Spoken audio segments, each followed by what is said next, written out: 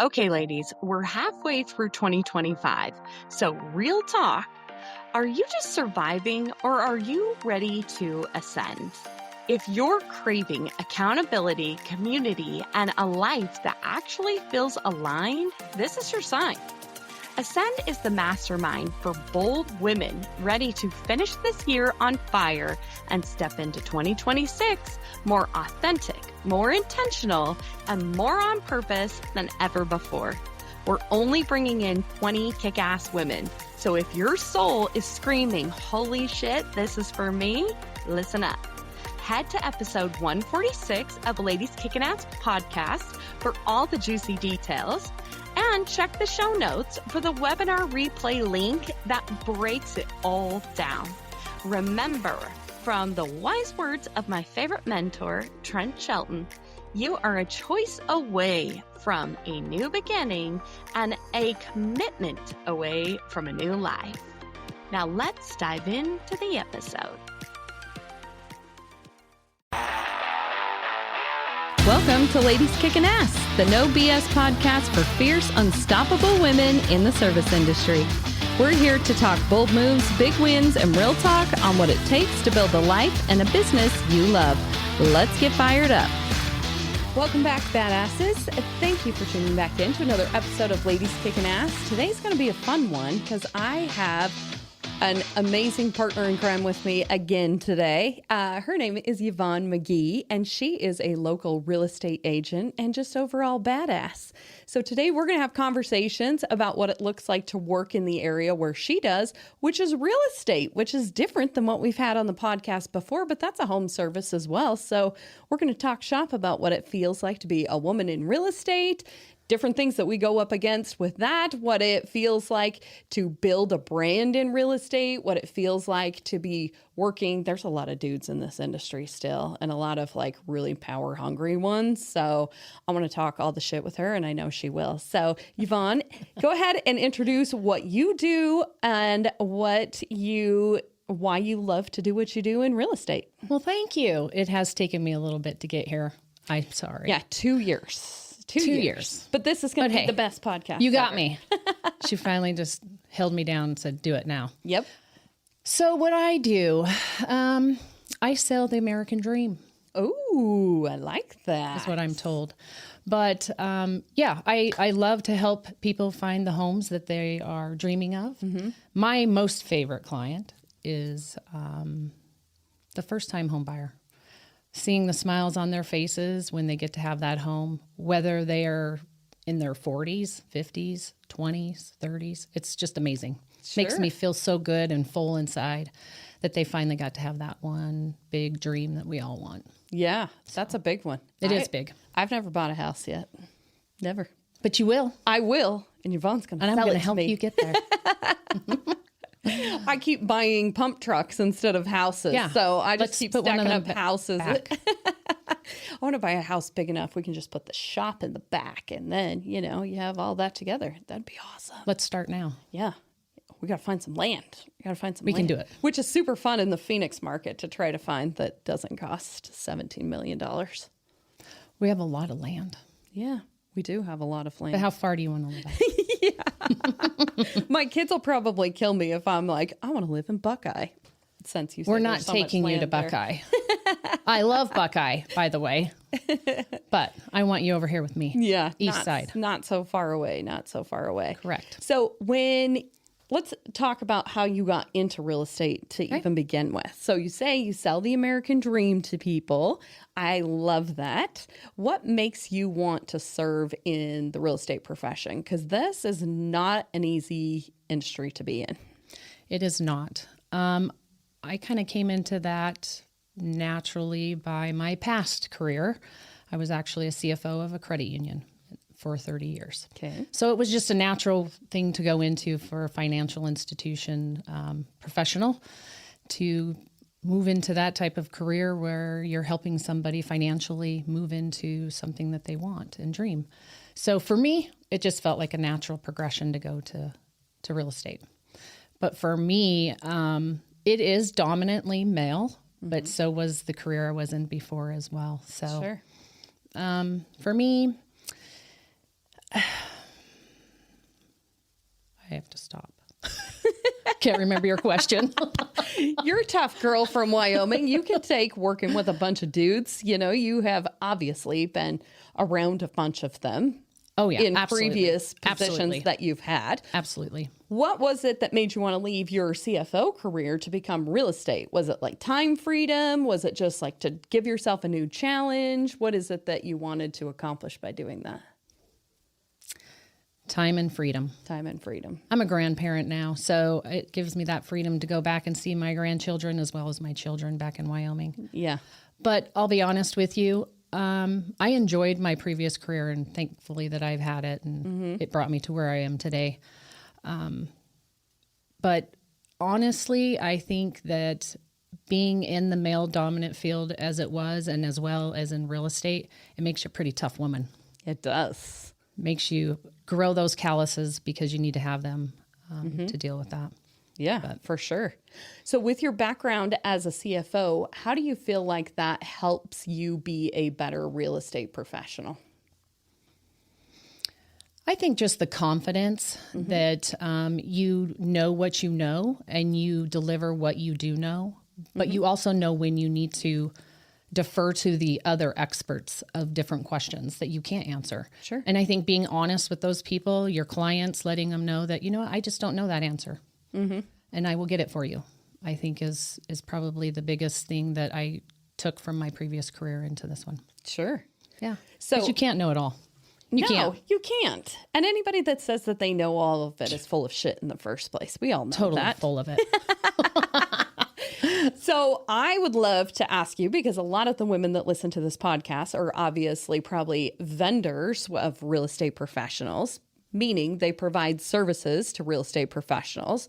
In my area of septic, real estate professionals is the gift that keeps on giving. Absolutely. If they're nice. To bring you excellent repeat clients, because you got home after home after home that needs a septic inspection, right? Absolutely. So we love to work with great real estate agents that actually understand, are willing to be educated on what it is that we do, and like help them be even better when they're selling a home that's on a septic system, so that they sound like they know what the hell they're talking about, because most of them don't. I don't want to know what goes on in a septic system. So I would certainly love to have a partner to do that for me. And like, hey, I have a partner. Her name's Tanya. She will talk you through this entire thing. She's going to take great care of you. They'll let you know, because my job as an inspector is to let the new buyer that you're out there, trying to find the American dream for, know what is going on with the shit tank outside, because it's underground. And people think if the toilet flushes, then the septic must be good. And there's a lot of inspectors that'll do those drive-by, pick up an extra $400 bullshit. But we actually want to work with people that truly are interested in making sure that their clients aren't buying a shit bomb that's ready to go off, because there's been one guy living there. The septic's working fine, but they're moving a family of 6 into this house, and it don't work so well no more because it's old. So if women that are listening to this podcast want to become favored vendors, if you will, of real estate professionals, what's the best way for someone to contact a real estate professional to get their attention to offer their services? So for me, it's interesting you say that. Even as realtors, we're wanting those partners. Yeah. Right. So for me personally, I like to go to networking events to find those people. But if they can't go to any of those, or they're not sure that's the way for them, you can call the brokerage and say, hey, I'd like to come into your brokerage and see if I can do like a 30-minute spiel to all your realtors here, all your agents, and see, tell them what my services are. Yeah. So that they can share all of that with us. And then more than likely someone will probably need it. Sure. Whatever it may be.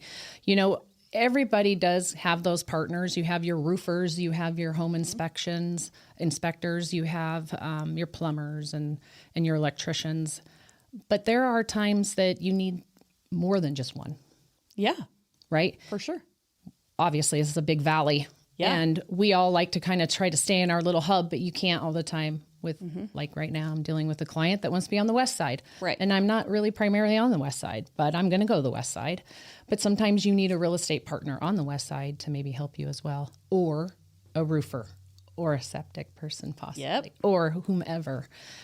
So again, networking events, and I try to do networking events all over the Valley. I was just on the West Side about 3 weeks ago at a networking event and met all kinds of agents from that side, as well as a new home inspector. So I might be Nice. using them in Goodyear. Yeah, So- that's incredible.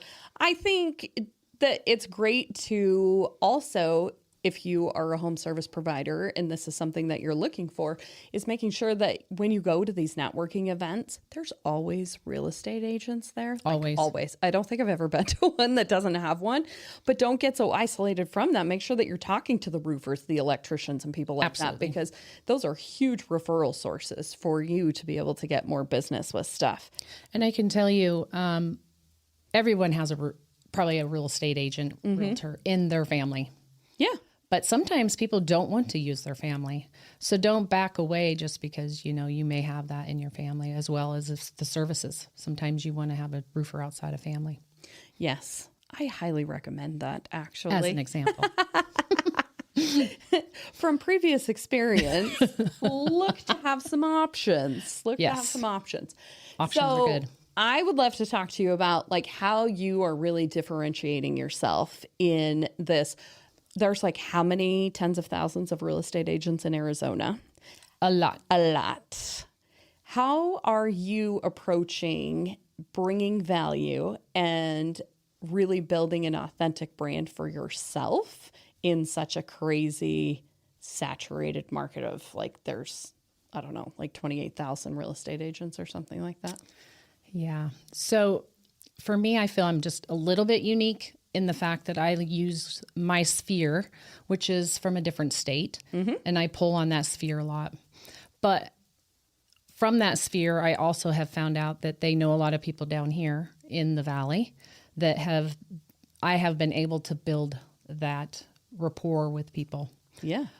However, the majority of my clients haven't come from there. So that's kind of crazy. Not yet. Not yet, but we're building that.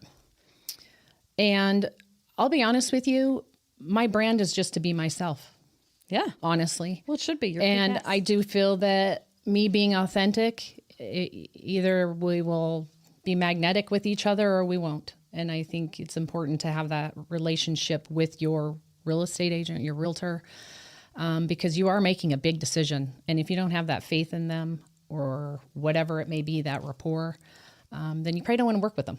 Right. And so I just try to be who I am, and hopefully it works out. And for the most part, it has. And so my brand is just who I am, me. That's the best one that you can possibly build. It is, because it's the easiest. Yeah. It's who I am. And it's crazy. I just had a gal the other day.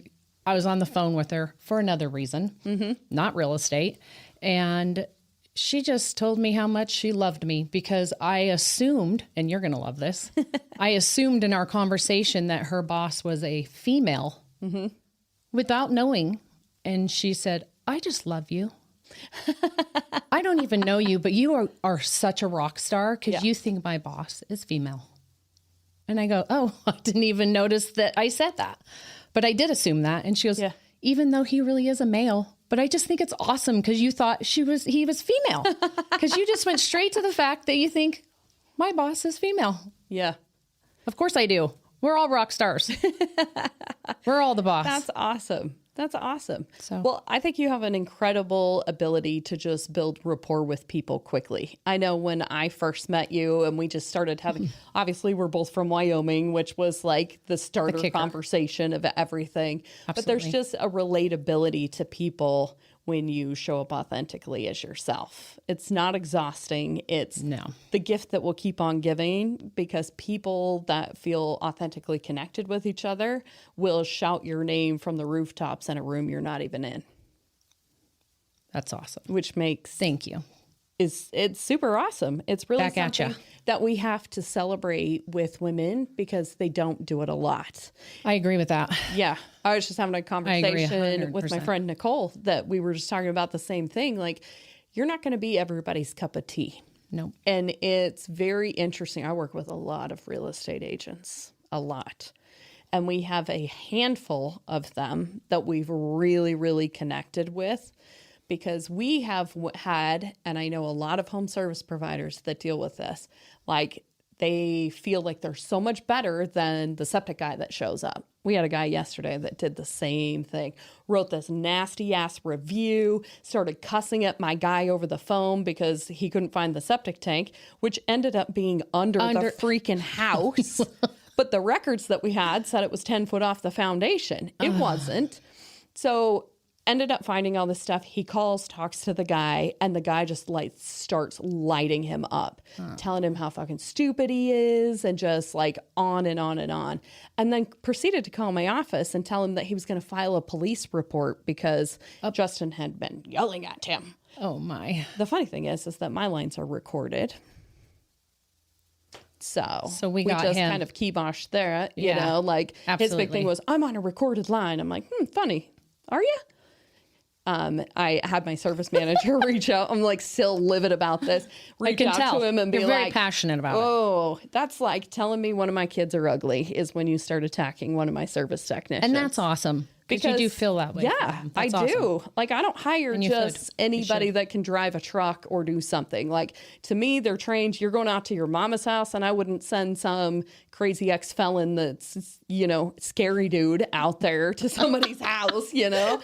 Like, I just don't you should do that. And when people leave nasty reviews accusing people of stuff, I'm like, I responded to his review like instantly. And I was like, you know, you're really screwing with some young man's ability to provide a livelihood for his family by accusing him as of well things as yours that he didn't do, because he had like listed his name through the whole entire review.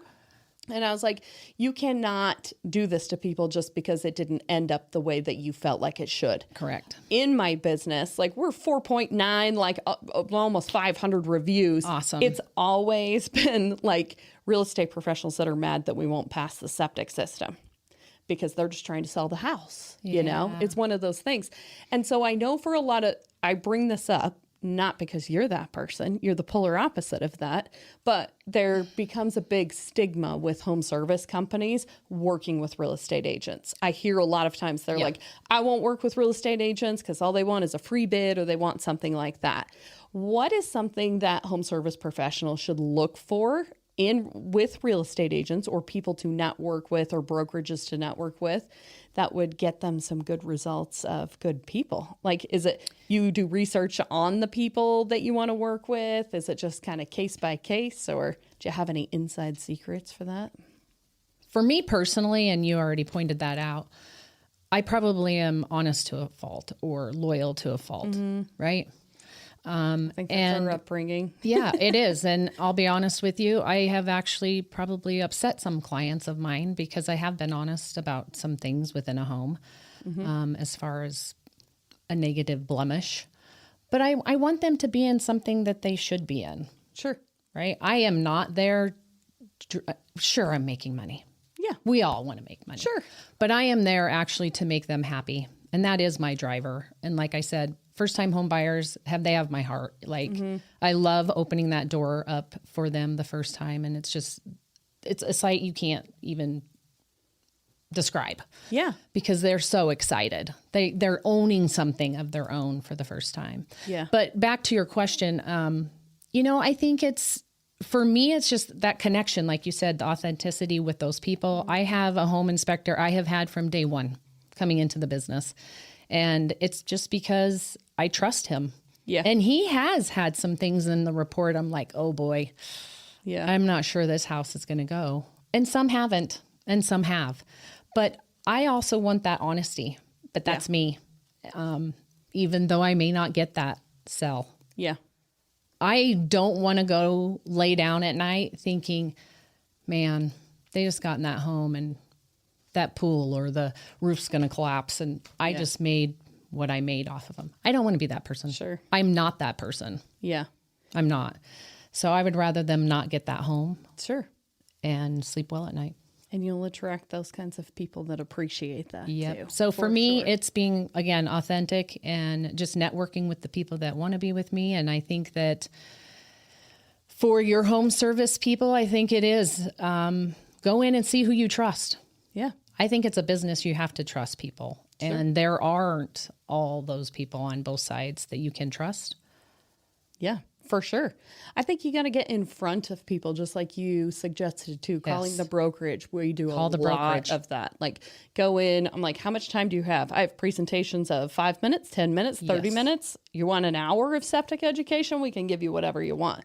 But just getting in front of them, I think you attract the people that are like, oh, they know their shit. You know, like, I want to work with them. They seem like trustworthy people. You've got to go in and build some rapport with people in there. You do. Because I think on a whole, you guys, it's like being the devil's advocate from real estate professionals. You've probably been burned by a bunch of shitty providers too. Absolutely. Both ways, right? Yeah, As absolutely. you have from real estate agents. Yeah. Another one I was thinking of, Tanya, when you were talking was, it was just at We Serve, Okay. which is our association for realtors. Oh, nice. Here in the West and East Valley. And we have, they just had their spring conference where they had classes all day long for 2 days, and they had vendors there. We got to get into that. Yes, you do. And so they presented themselves prior to each class, as well as they had a booth all day.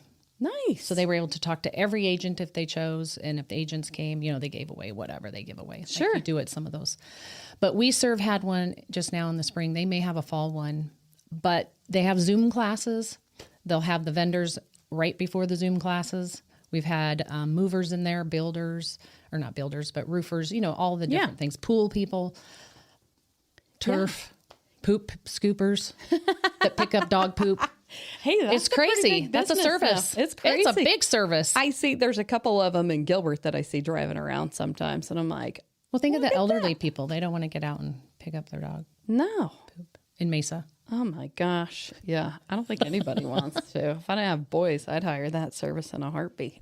Yeah. So that's a way. Yeah. That's definitely a way. It's, you know, finding out. Like, I want to sit down with you and have just conversations. What do you have coming up? What are some places? Where are some places that we could go? You know, you can actually leverage and figure out with each other, like, how can I help support your business? What do you have going on that can help support my business? One of the things that we always do when we work with real estate professionals too, and we have good experiences with them, is that we go on as a business and we leave a review for them. We ask them, where's a great place that we can leave a review for you? Because I think it's really cool to be able, from a service provider's perspective, be like, these are great people that we work with. We have a long time real estate professional. Her name's Doris Tiffany. And she's the nicest lady ever. I used to be part of Coldwell Banker's like vendor concierge program. Yes. So we would go to events when they would have their continuing education stuff. Same thing that you were just talking about with We Serve. And she's just the nicest lady. And she's just, every time she's got one, she just calls up and gives us the address and, you know, just lets us handle stuff because she knows we're going to take care of her. And she sells like those big, like equestrian places, like in Scottsdale and Cave Creek. Luxury homes. So yeah, like super expensive ones, which usually have shitty septic systems, but she never skips a beat. She knows it's coming. You know, sometimes you're out there hunting and pecking from like stall to barn to something. They just threw shit in the ground. Like they have no idea what's going on. But she's one for sure that we've been like, hey, can you suggest us to some other real estate agents that we can talk to? And she's hooked us up with her partner and some other people that are in her office. But every time we do a service for her, somebody leaves her a review because it's just so nice to let other vendors know, like, this is a great agent to work with so that they can continue to build a great portfolio of service vendors to use. I'll be honest, I've been pretty lucky. That's awesome. You know, I've been in the Valley since 2019 and an agent since 2020. And I've been pretty lucky with the agents I've worked with.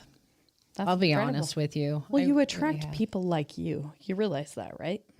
Well, but my clients are picking the homes, right? Sure. Not the agents, but I actually have been pretty lucky. That's awesome. I really have.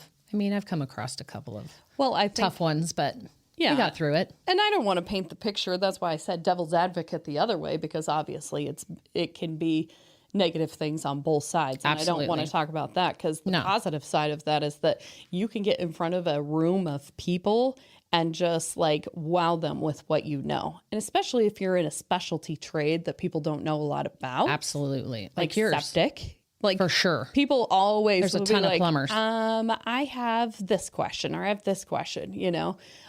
We can definitely help them out with that stuff. Like, I mean, even like turf people, like you were talking about, like people don't know how that turf is laid down. I know that I struggle with that because we'll go out and we're like, septic tank's under the turf. They're like, we'll just pull it back and then put it back. I'm like, No. have you seen the stakes in this shit? Like, you need a special tool to put this back down. And I the can't different do types that. of turf are out there. Yeah. Did you know that? No. Oh, yeah. Well, I know that the Way spiky different things types of look turf. different. Which, of course, I've had to learn about. It's like the things you have to learn about to be a realtor. We could have another podcast for that. It's not just about selling the house. It's actually about like learning about septic systems, learning about roofing. Different types of windows and doors. And you're like, oh my gosh. Yeah, I'm sure every transaction you're learning something new from that. That is one thing. That is a lesson I've learned. It's almost like raising children. How so? Well, every client's not the same. True. Your children aren't the same, but you want to raise them the same, right? Yeah. Like the fundamentals of raising a child is the same for both or all, but you have to do some things different because they're individuals. Sure. And you try to do that with clients too, right? Fundamentally, you have to do the same things with them, but then you have to do a lot of things different because they're all not the same. Sure. And boy, every transaction is different. And every transaction is a challenge. Yeah. In a way different way. Sure. This last one, I had to do a mold inspection. Never, ever have done a mold inspection, but those seem to be on the rise. Why? Really? I don't know. All of a sudden they're on the rise. Because I've talked to several other agents when I was trying to get one, and they're like, oh yeah, I just did one too for the first time. I'm like, what? How did that happen? Weird. But mold inspections, I don't know. All of a sudden they're on a rise. That's I interesting. learned a lot about mold. Lots of things I've The never... black kind is bad. Well, we knew that. That's how much I know about mold. The different kinds of levels and... Wow. That's interesting. What are some other like just weird things that have happened during real estate transactions? Or funny things that have happened. I'm sure there's like memorable shit that you're like, I will never forget things we this. see in a house. Oh, sure. Yeah. Like one time we sucked a dead bird out of a septic tank. Like how the hell did that get in there? Like somebody, That's gross. Literally somebody had to have like how did flushed that it happen? in there. Like we just kept thinking, we're like, did it fall through like the pipe jack on the house and get pushed all the way through to a septic tank? I don't know. Very random weird stuff. I don't know.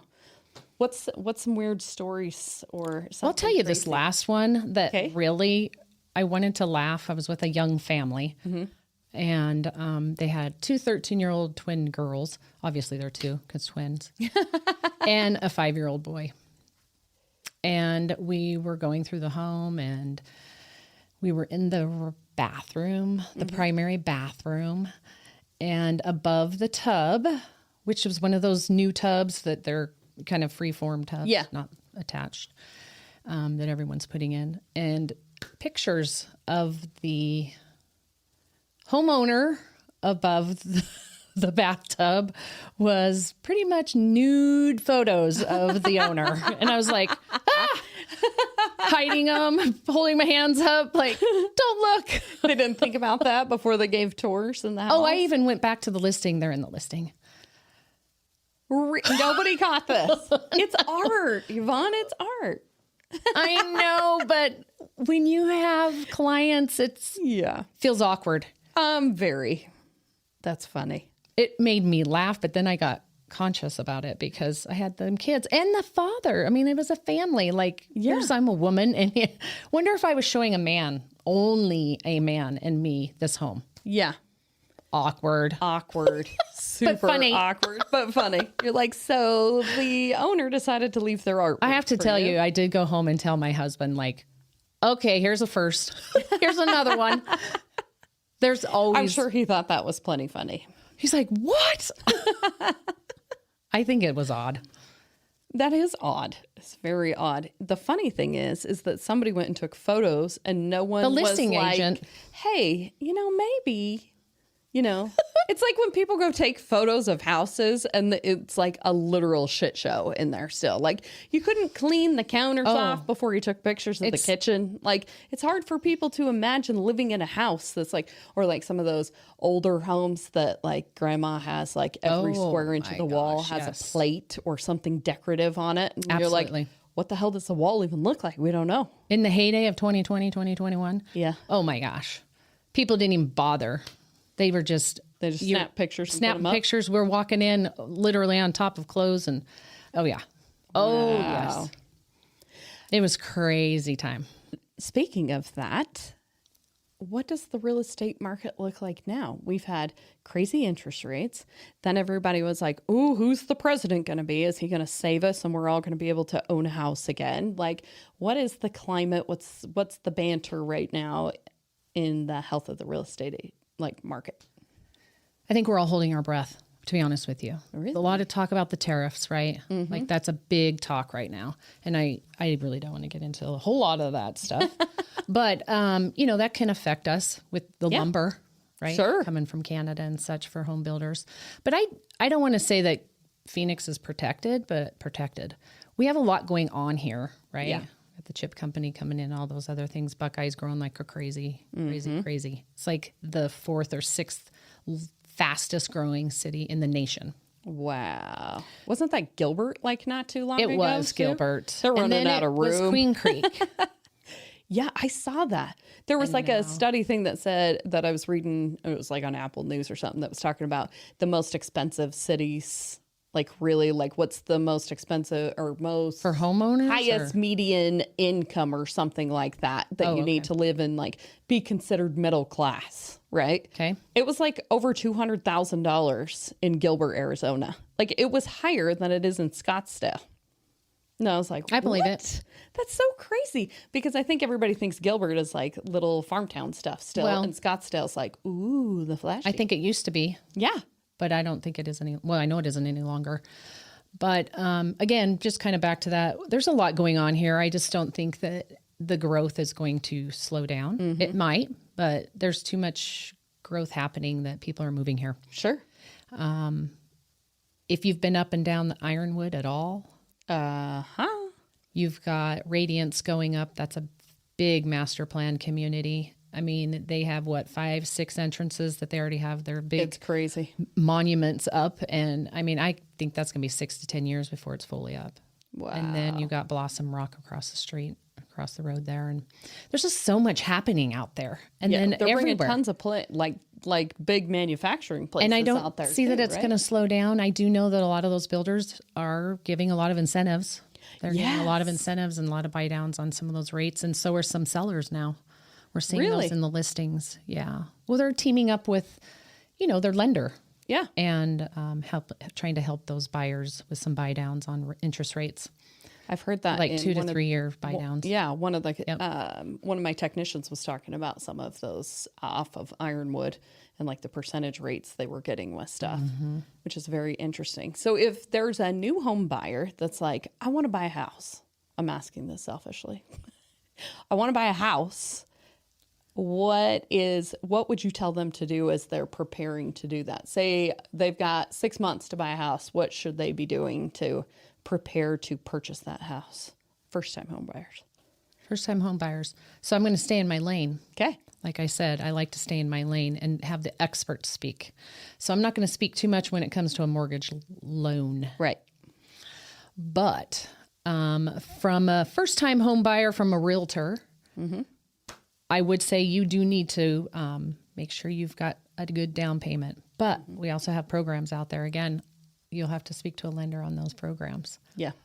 But what do you need to get prepared? And that's probably one of the main things, right? Is money, money, money.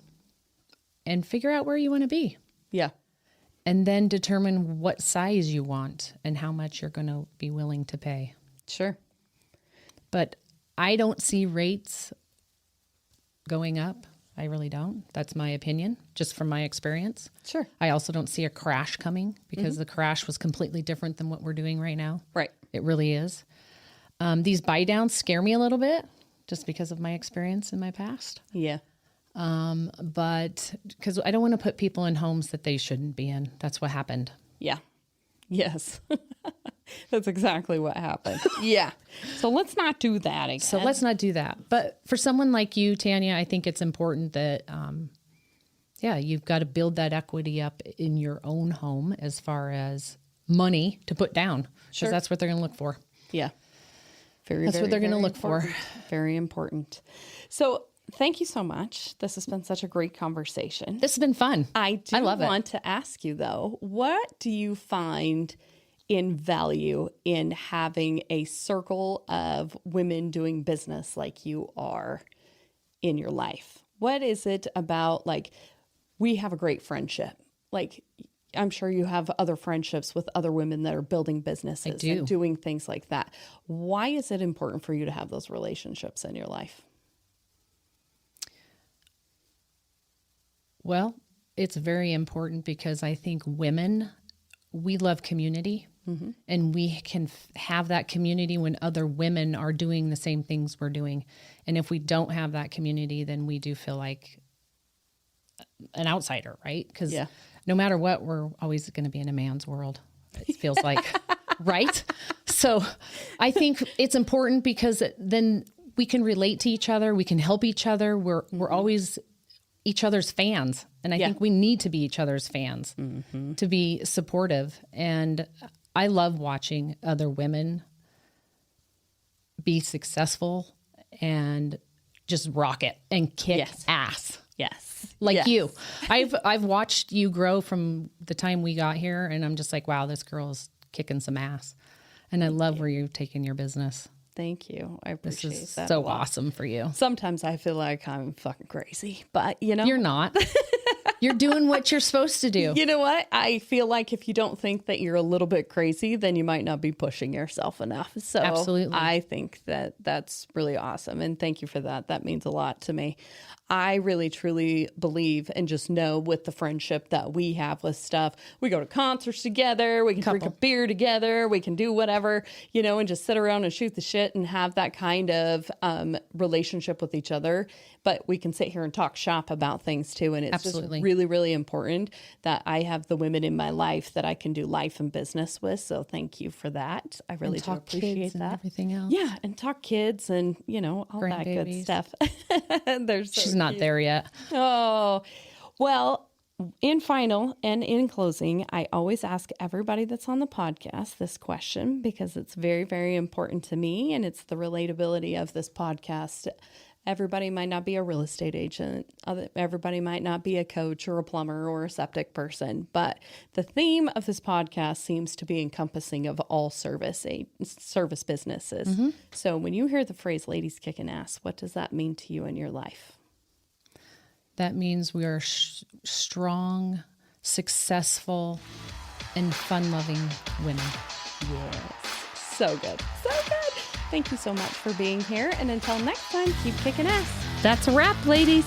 Now go out there, own the hell out of your dreams, and keep kicking ass. Want to keep this fire going? Connect with us on social. All the links are in the show notes. And if you're ready for a sisterhood that levels up life and business, be sure to check out Badass Inner Circle. Stay bold, stay fierce, and be unapologetically you. I'll catch you on the next episode. Let's do this.